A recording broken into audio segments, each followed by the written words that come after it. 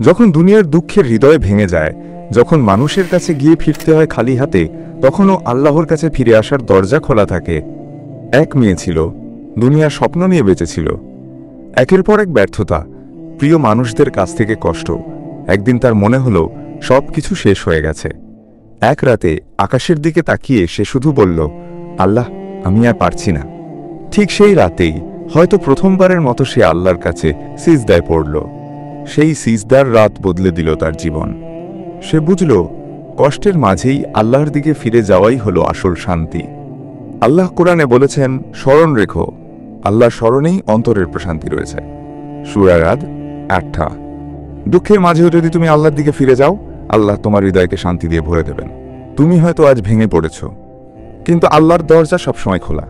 আল্লাহর দিকে ফিরে যাও, কষ্টের মাঝেই তুমি পাবে সত্যিকারের শান্তি। এমন হৃদয় ছুঁয়ে যাওয়া গল্প পেতে চাইলে চ্যানেলটি সাবস্ক্রাইব করো, ভিডিওটি লাইক দাও এবং অন্যদের সাথে শেয়ার করো।